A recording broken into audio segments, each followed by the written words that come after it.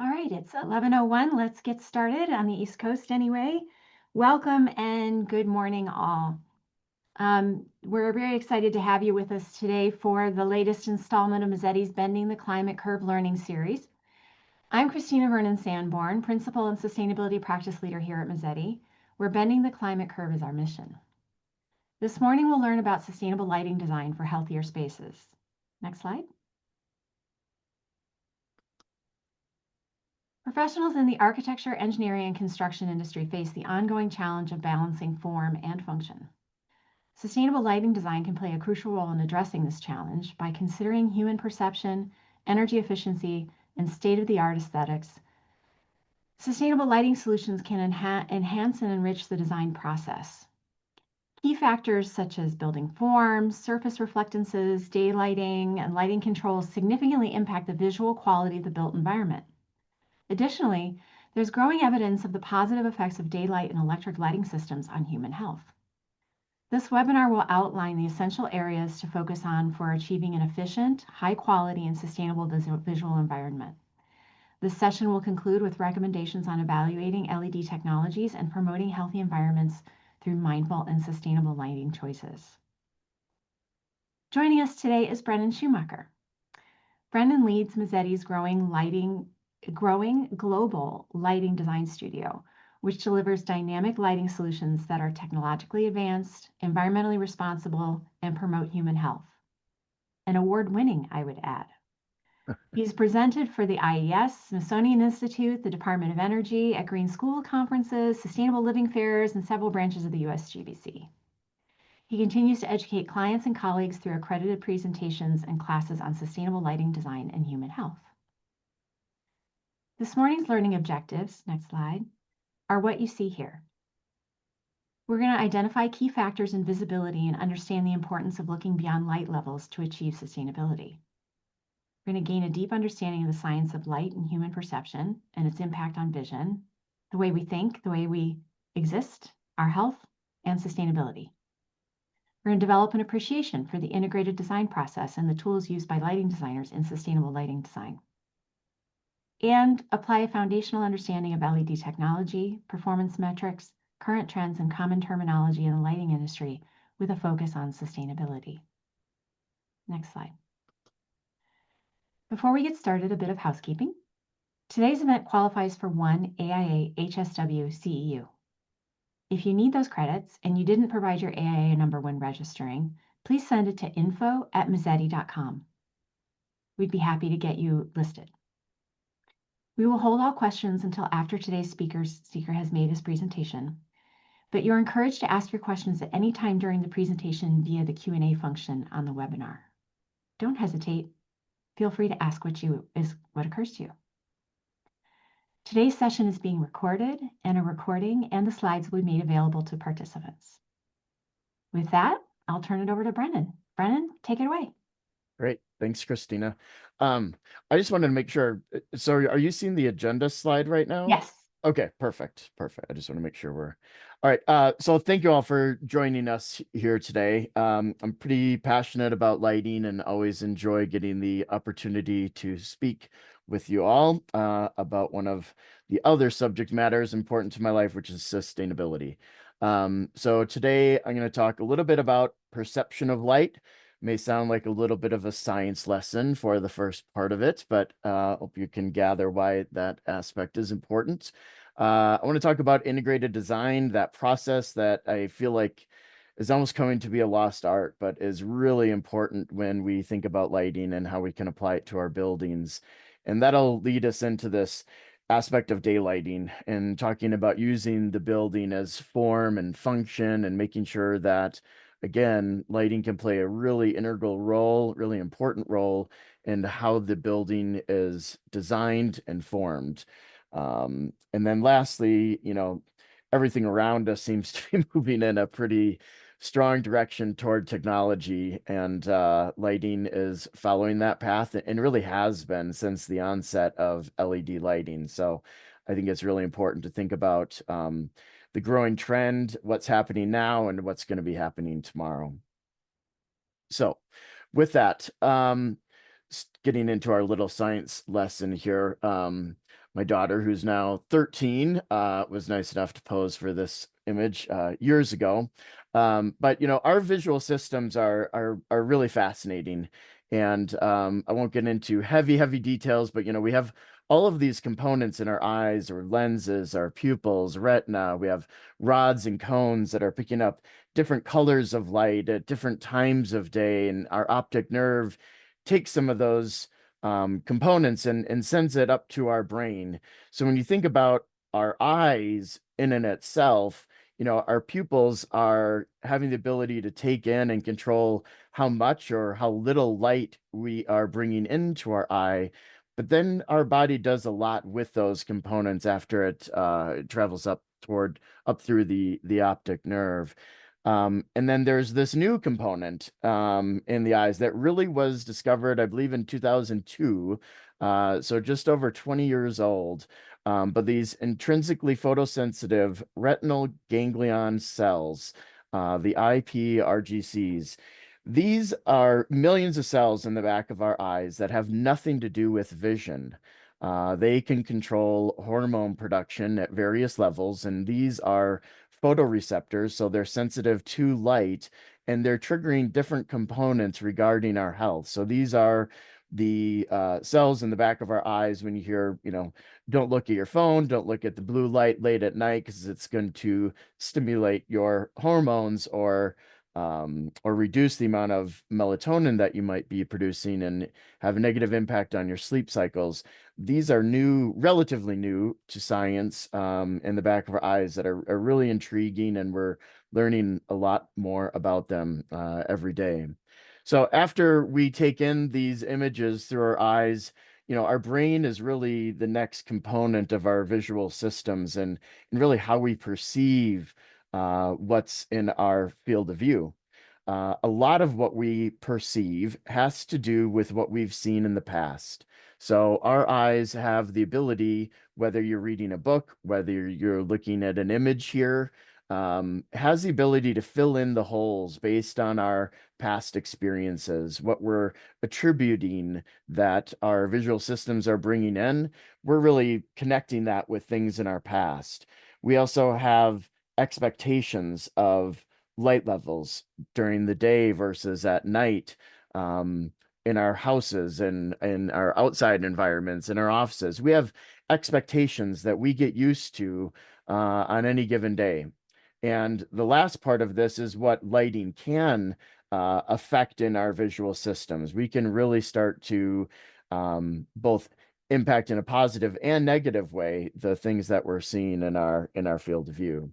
So I was once told by one of my mentors early on in my career that visibility has nothing to do with light levels. And I had to really think about that a lot in order to understand what that really means. But when you think about, on a bright sunny day, we have upwards of 10,000 foot candles on any given day. Even on a cloudy day, we might have up to 3,000 foot candles. In your home, you might have 5 to 10. In an office, you might have 30. Yet on a full moonlit night, you can still take a book outside and read that book. And there you have 0.015 foot candles. So the drastic variance in the amount of light. So quantity is really a poor indicator of our visual systems and our visibility. We practice what we call brightness-based design, where we are trying to make sure that we're illuminating the surfaces around us and not focusing so much on just pouring light down onto the floor, but really focusing on the ceilings and the walls and the areas in that room or that space that are really important to our visual systems. Unfortunately, over the years, the lighting metrics that a lot of people focus on are just that. They're looking at how much light we have in a space and what kind of energy code do we have to meet. So it's really dealing with poor indicators of visibility. This is a project I did years ago at the Exploratorium out in San Francisco. And the local authority having jurisdiction, the pier, they needed us to have 1 foot candle minimum across the entire site. They were treating the whole site as a path of egress. And we did some lighting evaluations on other piers adjacent to them, and there's nowhere near that amount of light. And we started to talk to them about their understanding of the code and why they wanted that 1 foot candle minimum. And we are able to reduce the quantity of area that we had out on that pier. So we had a path of egress along the building and allowed the exploratorium to perform some of their nighttime functions. They do a lot of experiments both during the day and at night, but it really took a lot more in the way of education and awareness. And we find that a lot of code officials aren't really knowledgeable about entire aspects of what they're talking about. They're really just looking at these, a couple of metrics. So the aspects in visibility that really are important when you think about, especially, whether you're illuminating things at night or during the day, have to do with contrast. Our eyes are constantly focusing on the brightest source in our field of view. It's involuntary. We don't even realize that it's happening, but they're constantly doing that. So in an office environment, for instance, if you have a lot of contrast, your eyes can create eye fatigue, that can create headaches, that can create a undesirable visual environment. The size of the task that we're working on is really important. If you're, looking at small text in a book, or if you're having, large scale mock-ups that you see in the upper corner, how long you're going to be in that space. And then, what we were talking about before with the amount of light that we can measure is in foot candles, right? That's illuminance. Luminance is that reflected light, that brightness that we're seeing off of a surface. And that's really, really important when it comes to our visibility. So this is a mock-up we did for Google, illuminating a fence. We did several mock-ups trying to make sure that luminance, the brightness that we're seeing, was going to produce the color that we wanted to see and try to create as much uniformity across that fence as possible. So when we start talking about surface reflectance, that's where we feel in brightness-based design, that's the most important factor for visual comfort. And so we really focus again on illuminating building surfaces. This is a project we did down in San Antonio with Lake Flato. Here, all of the light that you see illuminating that concrete structure is coming from the floor. You can see those tiny little linear sources at the bases of those columns. So when you measure light on the floor, you're not measuring a large quantity of light on the floor. However, it's a really beautiful and comfortable space, very comfortable at night when all of those surfaces are really well illuminated. So it's just a really important aspect. And we don't need every surface in your building to be white, but obviously light colored surfaces reflect a lot more light versus dark color, that really absorb and suck in a lot of the light that we have in our spaces. This becomes ultimately really, really important when we get into our healthcare environments. John Hopkins did a study. It's a few years old, but the stats are still accurate, that the third leading cause of death in the United States, they were finding, was in medical errors, wrong prescriptions, errors in surgery, wrong dosages of medicine. So how our bodies react to light, whether you're a patient or a practitioner, is really important. And there's a lot of factors that go into how our bodies are going to respond to variables in lighting. So we want to make sure that just like when we go outside and go for a hike or go outside and in cold weather, we dress in layers. We have different aspects that we bring into lighting, different characteristics to address different different people, different ages, different tasks that are in these spaces, to make sure that the lighting has layers of light that can address different aspects of the people's needs in that space. So the last thing that I want to talk about in this science lesson here, humans have been on this planet for a long time, right? I mean, hundreds of thousands of years we've been on this planet, yet only in the Stone Age did really start to use fire in a usable source. That was around 12,000 BC. You can fast forward all the way to the Roman Empire, when they started to use fire in the form of candles and interior environments. And that was about 200 AD.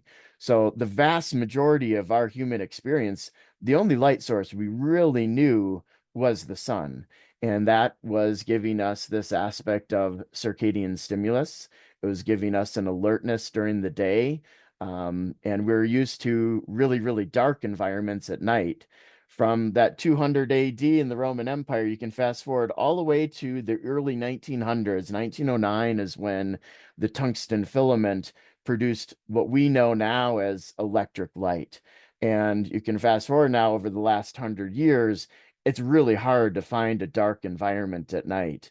Our bodies have evolved over such a long period of time with that bright source during the day, giving all this alertness, giving us this circadian stimulus, serotonin to keep us alert during the day, and really helping that stimulus, even during the day, really helps us sleep better at night.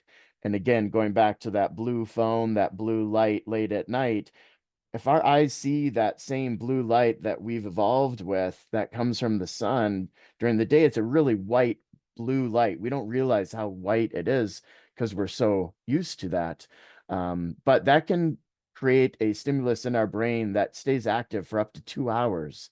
So even though we don't realize that our mind is going when we fall asleep, checking our phone late at night, our brain is still active for up to 2 hours afterwards. We can really have a negative impact on our sleep cycles and some of that hormone production that I mentioned earlier.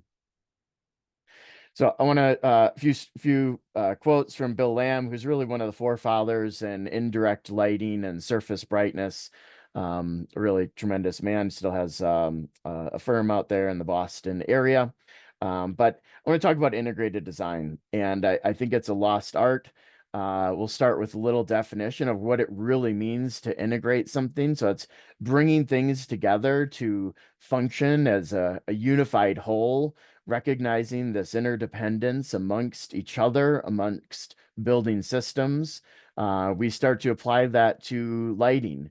As I mentioned, we really try to find ways that can add surface brightness.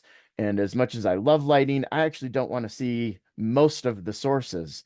So this is an office project we did for the Hinton Foundation a few years back, but there's no lighting in the ceiling. There's no lighting. All the lighting's coming from that little clear story shelf, little task light behind the computer, but it illuminates that entire space.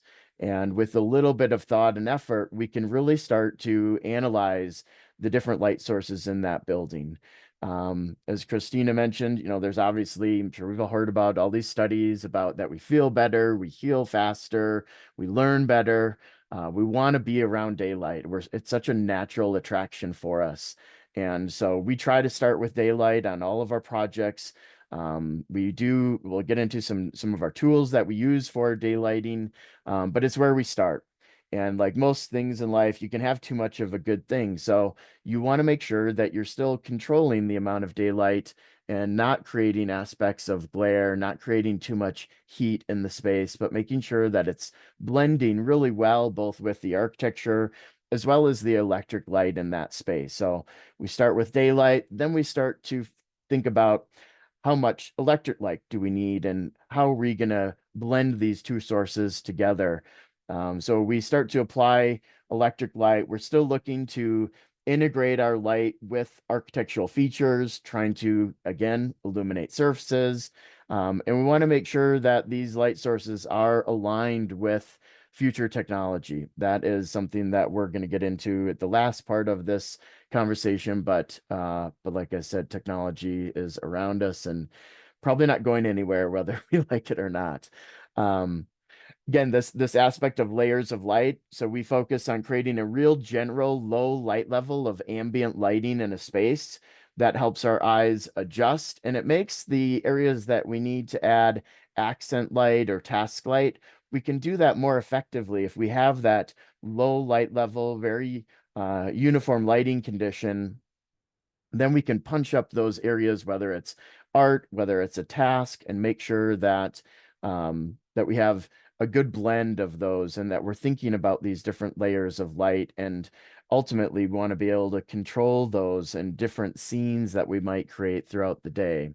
One aspect of lighting that's really, really important these days is really making sure you're getting the latest and greatest in luminaires. So we did a project for RMI, Rocky Mountain Institute out here, is the most aggressive energy project I've done to date.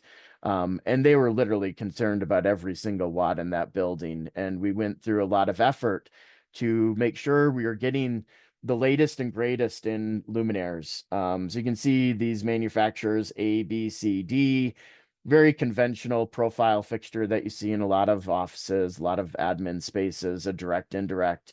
And we really started to look at these brands that looked exactly the same, yet the efficacy or the lumens per watt that you see ranged by almost 30%. So these LEDs, it's a little computer chip, right? It's a little semiconductor that's emitting light.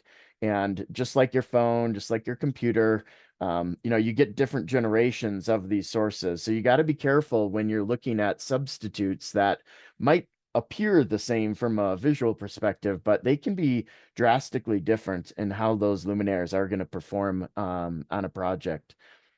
We've gotten the chance to work with RMI on a couple different projects over the years. And I've always been kind of a geek when it comes to lighting and technology and energy efficiency. So I've been tracking lighting power densities and efficacies for quite a few years. And just over the course of 5 years, LED, really between about 2013 to about 2021, went through just this rapid improvement in energy efficiency. And you can see the watts per square foot going from a really aggressive 0.5 watts per square foot, cutting that almost in half to 0.3 watts per square foot. And we'll see this trend. These are just some of the projects I've tracked over the years. You can see about 2013 is when LEDs really became more and more prevalent in our designs. You can see those lighting power densities in that middle column there going, starting out at a watt a square foot. 0.8 was really good back then. Now we're looking at, we always try to get under that 0.5 threshold. There's some projects like a hospital where the connected load can still be a little higher than what we would like to see, and that's where a good lighting control system can really be valuable.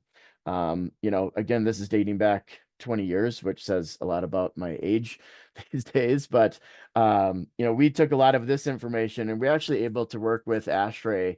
I was able to participate on ASHRAE 189.3 using a lot of this data that we had been tracking. We do a lot of healthcare projects as a firm. And so we are tracking projects in Oregon, Georgia, Hawaii, California, Tennessee, all across the country, different size projects. And we are tracking the lighting power densities, the light levels, and making sure that some of our standards were not going to be too stringent, that we weren't going to be able to produce a high quality design.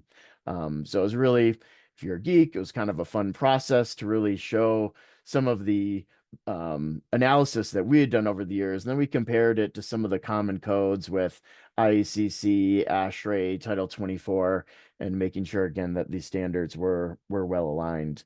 So after you ratcheted down your connected load, then the next thing we want to apply here are lighting controls. And these have come a long way. You can talk about things that are automated. You still want to have user interface and give people control over their spaces. We used to have to route everything through a central panel. Now we have a lot of distributed intelligence that we'll talk about in a little bit. And a big part of that is wireless sensors, wireless occupancy sensors, wireless control stations. Now we can take a lot of those sensors and actually get them installed inside the fixture so they can be fully integrated in that fixture itself. There's a variety of different dimming aspects that we need to be cognizant of and aware of what's being specified, making sure that all these dimming interfaces can communicate in a simple and effective way. And the last thing that DOE's been really looking at is cybersecurity. When we're creating a two-way communication across firewalls, we want to make sure that these lighting control network systems are safe and secure, and not going to allow people access into the inside components of their systems. Um, so we're going to get into a little bit of daylighting and talk about the form versus function of these systems. So I get this comment quite a bit where get a call from an architect or a client, hey, we're in CDs and it's going to be a great time to start talking about lighting. And it's like, nope, that's way too late. So in an ideal world, which doesn't exist all that often, we as lighting consultants, we want to talk to the architect about the form of that building, how it's going to be situated on the site, what type of windows are we going to have, and where are those windows going to be placed? So that architectural passive daylight control is really, really important. As I've been kind of aging myself through this process, I got involved in daylighting analysis when we used to build physical models. They were incredibly accurate. They were incredibly informative about the building's shape, size, scale. The image on the top left is a heliodome. So that's a device that you can place your model on, and you can rotate that building side to side and change the angle with the point source sun, seeing how those shading devices are going to function in that space. And you can see the actual building as University of Reno Student Union Center. But really, really informative. And we take that same model, and if you're doing projects in the Great Pacific Northwest, you need to have an overcast sky room. You need to understand both during overcast sky conditions and sunny conditions, what kind of light can we still bring into the building while we're still trying to eliminate some of the direct glare and heat that can come into that building. So fast forward 20 years, now we have incredible access to some daylight tools. So a lot of these are from Light Stanza and AGI that we like to use. There's some common metrics that we're after these days, a lot relative to LEED, but we're really looking at how much daylight can we bring into a building, and that's our spatial daylight autonomy. How much light over the regularly occupied spaces can we bring into the light without bringing in that sunlight exposure. So the annual sunlight exposure is these are the two kind of metrics that LEED looks at. They're good indicators of some basic components of daylight, but they're not going to tell you everything. And what I work with on our teams, it's one thing to run this amount analysis and you get these metrics, and a lot of people think your job's done at that point, and it's not. You need to take that analysis and really have a deep dive into it and think about, what is really happening in that space. So we start there and we start to look at, really detailed look at, this is two different levels in that healthcare facility that we're working on out in the Bay Area of San Francisco. We started to see, certain areas of that floor where we're getting a little bit of red, where we're getting, a little bit too much sunlight coming in. It might be something on the western exposure. So we're always looking into that analysis and not just saying, yep, we checked a box for LEED.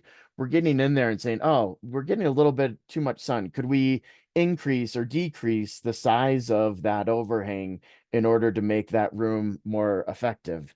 Another thing that we get into is glare analysis. So what we're looking at here is certain times of the year and certain times of the day, how much glare is coming into, in this case, a patient room that's facing east. So you can see sunlight is coming in, very early in the morning, 8, 9, 10 a.m. We're getting a lot of glare in that space. A lot of times, what I tell my clients, a lot of times sunlight in the early parts of the day are not as bad as some of those components late in the day on the western side. So now we're looking at the daylight glare analysis for a room that's facing northwest. And so here you can see only in the mid-summer months when that sun really swings around north of pure west, are we getting some of that daylight, direct sun into these spaces? So we use these tools to work with the architects on exterior shading devices. We will run this analysis with, in this case, like a 2-foot, a 3-foot, a 5-foot overhang to make sure that we're kind of getting the best of both worlds, where we can bring as much daylight into that building as possible, yet eliminate some of the direct heat gain that we have. This is another tool that, or another way we use that same analysis of annual sunlight exposure. And you have that the building profile on the right side of the screen. This is an electronic retailer that had really, really stringent requirements on the amount of light that they have on their retail surfaces, a small fruit manufacturer. But we used all of that analysis to produce a lighting control zoning diagram. So all these pretty colors that you see on the left side of the screen are all independent lighting control zones where we can use daylight sensors and really make sure that we're hitting these really precise light levels on their retail environment. So just a couple different ways that we can use some of the daylight modeling beyond the cases for pure LEED compliance. This is another project where we use some daylight modeling. The client had really wanted this skylight to illuminate the entire open stairwell. It was a little library we did up in Missoula, Montana. And we are like, well, I don't know if daylight's going to really contribute all the way down, 4 levels. And so we ran that analysis, and sure enough, we found, it had kind of limited ability to distribute light further down that stair. So on the underside of the stair, we put little tiny LED strips that could really wash that feature wall that you see on the upper right and try to create that lighting effect that would, kind of trick occupants in a way that you'd think that that daylight is coming down throughout that space, but we're mixing in and blending in a little bit of electric light to really create that full size feature there. This is a project we did for a little school in Alabama. We started the project, the architects wanted to only have lighting on both sides of the classrooms. And we ran some daylight analysis that you'll see here. We said, we could really improve the amount of daylight. We could keep all of the electric light off during the day if we just had a little roof monitor. So we kind of worked with them on a couple different sizes, a couple different configurations, and we were able to achieve complete daylight autonomy with that roof monitor, keep all the electric lights off. Of course, the photographers turn the lights on for the photos. But during the day, we ran analysis to make sure that no direct sun was going to hit a student's desk between the hours of 9 and 3. We ended up adding a little baffle in the center of that skylight. But it was a really singing success on both of these projects to find ways that we can integrate light and daylight with the architecture of that building, and really with the full effect of keeping the electric lights off during the day. So I'm going to close. I want to save a few minutes for questions at the end of this, but I want to talk about something that's really near and dear to my heart, which is lighting and technology. It's something that's moving really rapidly, and something that I think we oftentimes, take for granted.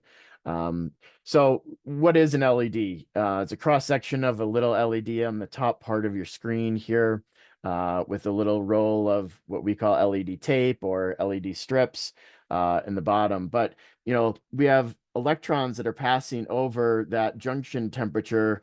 It's a solid state. There's no moving parts. We're just transferring electricity across that LED diode in order to emit light. As I mentioned, we have come a long way over the years. Since probably we started to put LED really in exterior environments around, just before 2010. There was a huge push for efficiency in the beginning stages of LED. Everybody was about efficacy. How many lumens per watt can we get out of this LED source? and then you put it into a luminaire, and that's where you talk about luminaire efficiency. So efficacy versus efficiency. Efficacy is lumens per watt, just purely out of that light source, whether it's a fluorescent source, incandescent, or LED. If it's efficiency, then you're talking about that light source in a fixture, in a luminaire. And that's where I think we've come a long way in the efficiency of our luminaires. At first, everybody was just trying to stick LED sources into the same form factors that we'd been using for years for fluorescent. Now we're starting to realize, LED is really great. It's really, really efficient, but it's incredibly direct, and you never want to look at a LED source without some type of shield um, or lens. Is just too bright. And so we're starting to realize how we can use that direct source in a variety of ways to produce really, really efficient luminaires. The rated life kind of took on a new meaning versus lamp life in fluorescent. It used to be a fluorescent light was rated at where 50% of those light sources would fail. Now we have standards that are in place for LED that will give you a life rating based on the initial output of that fixture. So, or of that light source. You might have, for instance, a light source that is rated at 200,000 hours. So, incredibly long. And then they'll say, at what percent of the original output is that 200,000 hours going to happen? So you'd have, say, a downlight. If you have a LM80, it's going to give you 80% of the original output at 60,000 hours. We also have some new terminologies with the color and quality of light. So we used to only deal with CRI, color rendering index, and correlated Kelvin temperature with the CCT. So that's the 2700K, 3000K, 4000K, that color of white light. And the CRI was relative to the sun being 100, the best quality of light. We started to realize that our eyes see very different in a typical office or hospital environment at 30 or 50-foot candles than we do in 10,000-foot candles. So we started to develop TM30, which is a new standard, new metric, giving us the quality of light. And we started to realize that both the fluorescent sources and LEDs were really poor in a couple of colors of light in these sources. So you'll see, like in the well standard, what is the R9 value in that light source? And that's really the content of red hues in that color, in that light source. So it really boosts up the effectiveness of that light source. And so we don't need as much of it if it's a higher quality of light. Really have to be careful about warranties these days, because you'll see some really long rated lives. So you might have a light source that's rated at 100,000 hours that has a 1-year warranty. So I'd, be careful of that. If that has 100,000 hour rated life, you would think you'd probably have a 5 or 7 or even 10-year.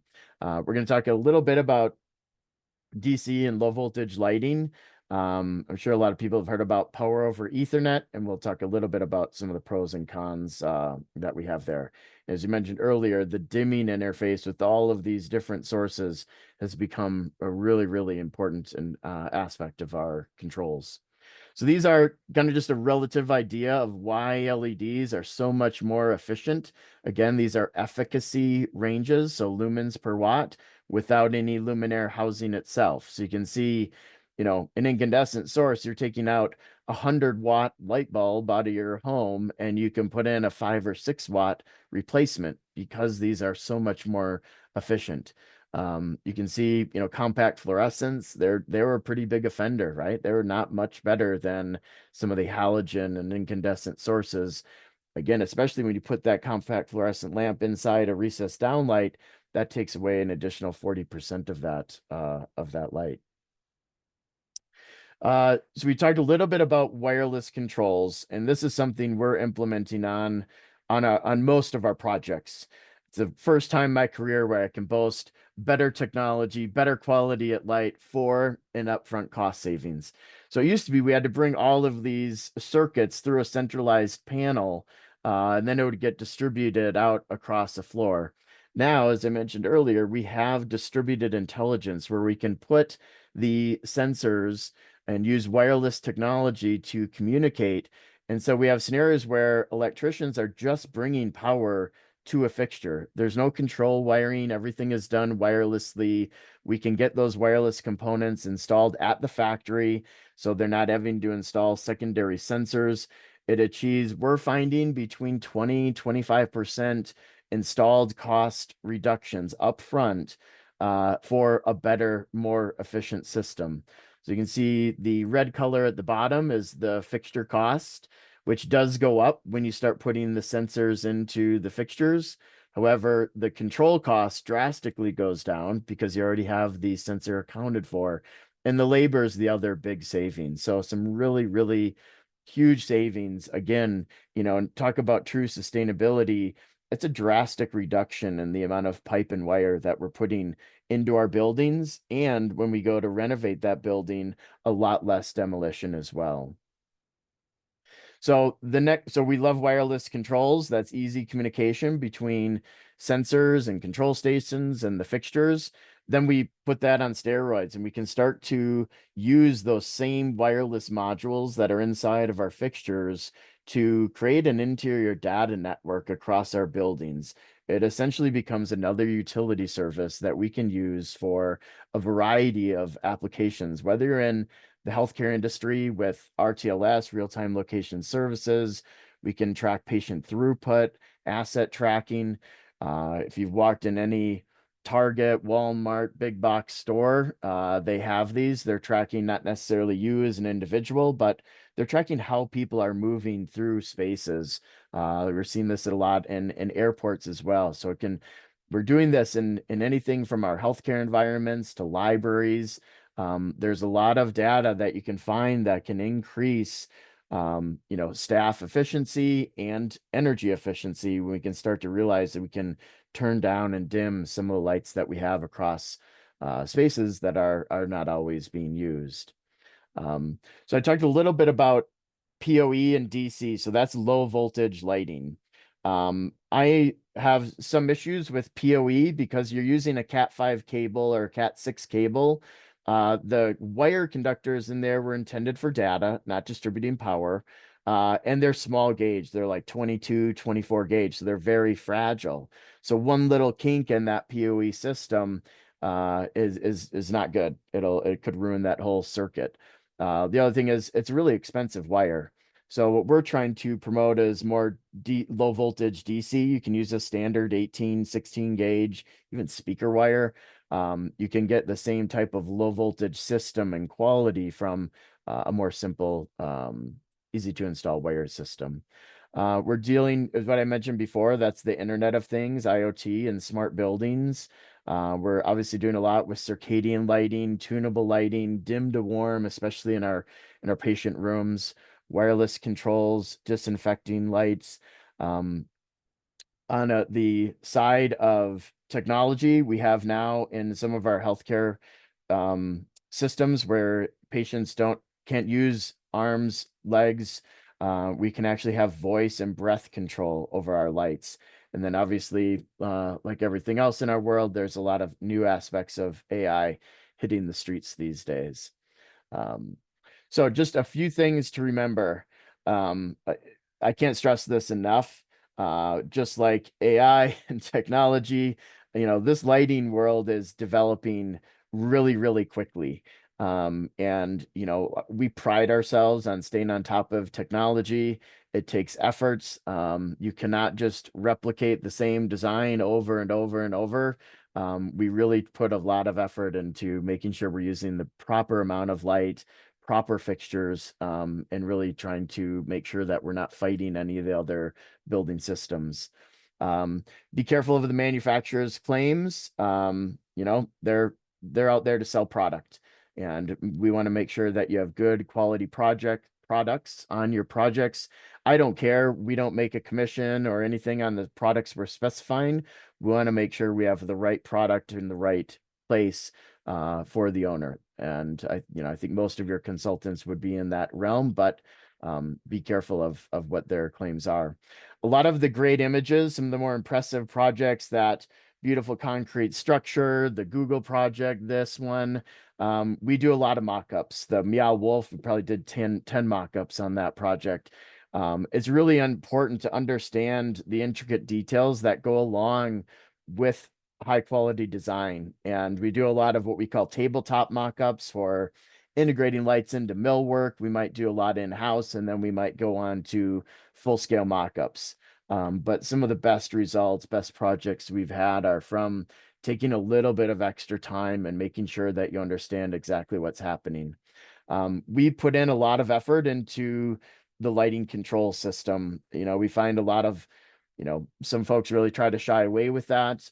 We dive right in. It's really important. You can have the best design in the world, and if it's not programmed and set properly and your lights aren't dimming properly, that design is just not going to be successful.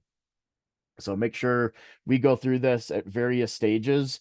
Our design documents call out the dimming protocol. We document it again during submittals. We coordinate that with our reps, with our manufacturers, to make sure that everybody is speaking the same language. And then, look toward the IES and the ILD and FGI. We're working with a lot of these organizations to set standards and make sure that these standards are current and relevant, and make sure that that you have something to fall back on.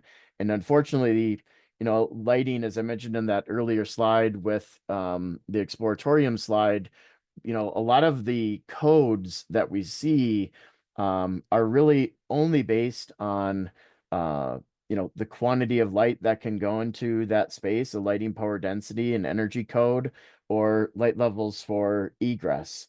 So it's really important that your consultants are referencing some of these standards, again, from IES, making sure that there's a lot of effort that have gone into those standards over the years. So you want to make sure that that you have something to fall back on, because you might say, well, we just want it to meet code. Well, the only code that light source has to meet from a purely a code perspective is an egress lighting requirement. So I wanted to save 5-10 minutes for questions. I've not been tracking the questions. I think Christina, hopefully there are some. If not, I can probably keep talking. Thank you, Brennan. Thank you so much. I really enjoyed some of the beautiful pictures you shared along with the concepts. So thanks for sharing some of those project successes. Sure. For everyone who's listening, we invite your questions via the Q&A function in the Zoom webinar. So please do enter the questions that you may have, and I will share them with Brennan, and then we'll get the questions answered. In the meantime, Brennan, while people think about what questions they might have, what can you tell me about what's next on the LED front? I mean, are we seeing continuous improvement in lighting efficacy, or have we reached sort of a maximum likely threshold? We've not reached the threshold yet. They are still developing more and more efficient sources, but I think we've hit, I don't want to say a plateau, but we had like exponential growth initially, and it's slowed down quite a bit. I feel that when LEDs came to market, it went through 3 phases. The first phase was purely energy efficiency. Everybody just wanted to hit 100 lumens per watt, 120 lumens per watt, 140, 160.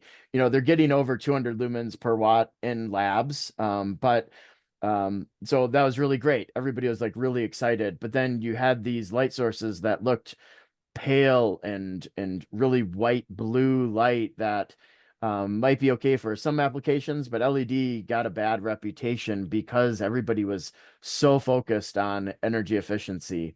Then came the second phase of development, and that was all about the quality of LED light sources. And that was where we really started to be able to manipulate the spectral distribution of our light sources, the onset of RGB color change, but not just RGB, RGBW or RGBA, where we could start to produce really high quality colored light. And then we got into the realm of tunable light. And so we took all that energy efficiency, but then we started to develop, higher CRI, truer colors of light and the ability to manipulate colors, but based both on the occupant in that space, also trying to mimic daylight and trying to align these light sources with what our circadian cycles would want to be. So it went from energy efficiency to quality.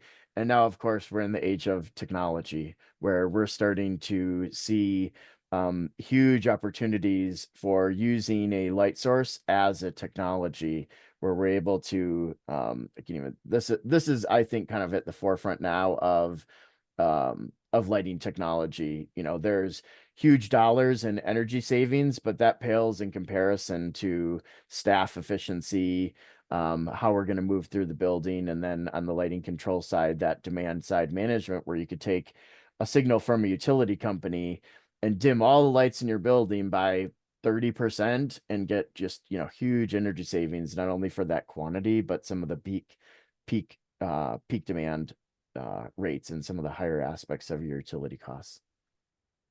We do have a question from the audience about wireless controls. So what is the efficiency of a wireless control system, and what should we be thinking about in terms of efficiency of wireless controls? And are there any brands that stand out as being sort of top of their game right now when it comes to efficiency? I'm not supposed to talk about brands, just because of the AIA aspect of that. So Yes. there are probably three or four people in the industry that I would say are doing it better than others. And a big part of that was they were kind of slow to come to the market. There was a lot of manufacturers that wanted to like get there first and wanted to get their name out there. And some of those companies have been bought. Some of those companies are not in existence anymore. But there's a couple that are really doing things well. And as far as efficiency, it's really like, the sky is the limit when you look at how these products are implemented across a building. What we did, for instance, on a library project in Eau Claire, Wisconsin, it's not a huge project. It was like 40,000 square feet. We got wireless controls in there.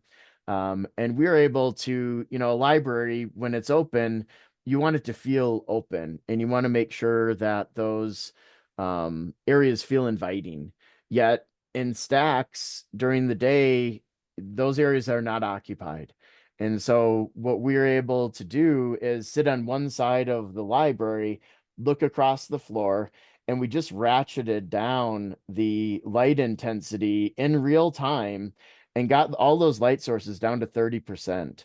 So in all of those stack areas, instead of those lights being on at 100%, we were saving 70% of the energy.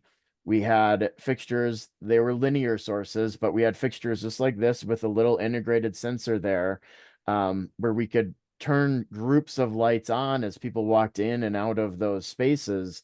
And I feel like that's really where some of the higher levels of efficiency are coming into play, where you can ratchet up those the granularity of controls. So the amount of control zones used to depend on wiring. Now you're really getting individual control over fixtures or groups of fixtures. So that's where I feel like, there's huge savings. We can ratchet down that lighting power density really, really low. But in order to get down to those really, really low light levels, it's a really good lighting control system that can do it. But again, the most important part is us sitting in that library, ratcheting down. And a lot of owners, when they take over it, the control interface now is app-based. It's really user and area clients that really care about energy efficiency, they're ratcheting down those numbers like on a daily basis so that they could take, go from 70% to 68 to 66, 64, go down. All of a sudden at 54, somebody says, oh, it's kind of dark in here. Then you ratchet that up, 2 points, and now you save 46% of your energy. So there's a lot of aspects of the control system that wireless controls in particular add a lot more efficiency based on the flexibility and user interface. So here's another question for you. What are some good questions that an owner might ask of their design team to make sure that they're getting this kind of efficiency and efficacy focused and human health focused design? Like what should they be asking of their design team? That's a really good question. And that's where I mentioned this in the slide. Ask questions and push your consultants. Ask them to do a little comparison. That doesn't take days of a consultant's time to compare three different brands. I don't think, especially for some of the, if you're doing a typical office project or healthcare project, you're going to have a lot of linears, you're going to have a lot of downlights, you're going to have a lot of troughers. It's a fair question to say, look, can we see the analysis so that I can see, what these light sources are and what their efficacy ranges are? On all of our bigger healthcare projects, we also do a little 1 day dog and pony show, and we invite we usually narrow it down to 4 different lighting control manufacturers. We invite each of them in, you get an hour, give us a little tabletop demonstration of your controls, show us the user interface, show us where you've installed these products, either locally or in the same type of building. And then we invite the owners, the engineers, the lighting designers, the architects, and users. Everybody gets in that room.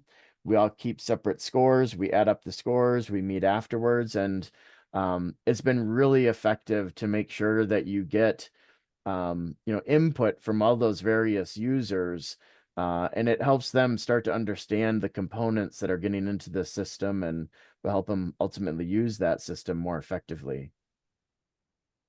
Great. Well, thank you so much, Brennan. This has been really illuminating. That's beautiful. Um, So next month, I hope you will mark your calendars to join us for next month's session on September 16th at 8 a.m. Pacific, 11 a.m. Eastern. We are going to host Ian Jarvis, who is who will be broadcasting from Canada, about a really interesting project he worked on, as well as some post-analysis done. More than 100 new hospitals open every year across North America. Only a small number of them meet current high energy performance code standards. And Ian wanted to know why. Others are spending hundreds of millions of dollars in excessive utility costs and emitting tens of thousands of metric tons of unnecessary greenhouse gas emissions. Learning from the best examples can enable every new hospital to maximize its energy efficiency. With that in mind, opened in 2021, 1.2 million square foot Cortellucci Vaughan Hospital north of Toronto is now among the most energy efficient major acute hospitals in the world, with a cold climate energy intensity of just 90 kBTU per square foot. Cold climate. It can be done. On August 21st, 2024, the project team joined more than 100 hospital executives and industry professionals at the hospital to explore the planning, design, commissioning, and operational practices responsible for this world-class standard of energy performance. This session will present the conclusions and recommendations. I hope you'll join us for this one. I'm particularly excited to see what we can learn about what lessons learned can be learned from those best past examples that are out there. All right, with that, I will close today's session, and I thank you again for your attendance, and thank you, Brennan, for sharing your knowledge with us. And we will see Absolutely. you next month. Thank you all.